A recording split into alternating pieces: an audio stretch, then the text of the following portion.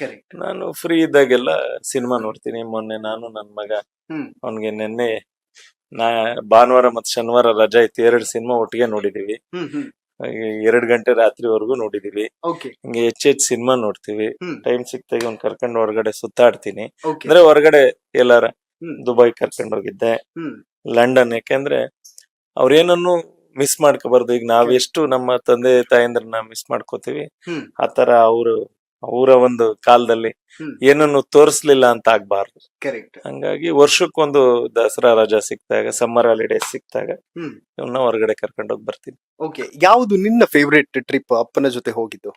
UAE, Dubai. Dubai. London ಇಷ್ಟ ಇದೆ. London ಇಷ್ಟ ಆಯ್ತು, ಆದ್ರೆ ದುಬೈ ಅದಕ್ಕಿಂತ ಇಷ್ಟ. ಓ ಗುಡ್. ಓಕೆ. ಏನಾಗ್ತೀಯಾ ದೊಡ್ಡವನಾಗಿ? DC. ಯಾವ ಡಿಸ್ಟಿಕ್ಗೆ? ಗೊತ್ತಿಲ್ಲ, ಮೈಸೂರು. ಏನ್ ಸರ್, ಏನಾದ್ರು ಲೈಕ್ ಪ್ಲಾನ್ಡ್ ಫುಲ್ ಮನೆಯಲ್ಲಿ ಅಂತ? ನಾನು ಹೇಳದ್ನಲ್ಲ ಸರ್, ಅವ್ರು ಒಳ್ಳೆ ಸನ್ಮಾರ್ಗದಲ್ಲಿ ನಡೆದು ಒಳ್ಳೆ ಪ್ರಜೆಗಳಾದ್ರೆ ಅದೇ ನಮಗ್ ಸಂತೋಷ.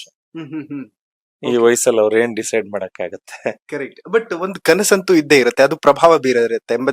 ಮನೆಯಲ್ಲಿರುವಂತ ವಾತಾವರಣ ಆಗಿರ್ಬೋದು, ಅಥವಾ ನಮ್ಮ ಮನೆಯಲ್ಲಿ ಯಾರಿಗೂ ಒಂದು ನೋಡಿ ಇರ್ತೀವಿ, ಎಸ್ ಇವ್ರಿಗೆ ಅವ್ರ ಅಮ್ಮನ್ಗೆ ಇವರೆಲ್ಲ ಒಳ್ಳೆ ದಕ್ಷ ಅಧಿಕಾರಿಗಳಾಗ್ಬೇಕು, ಹ್ಮ್ ಒಳ್ಳೊಳ್ಳೆ ಸ್ಥಾನದಲ್ಲಿ ಇರ್ಬೇಕು ಅನ್ನೋ ಆಸೆ ಇದೆ.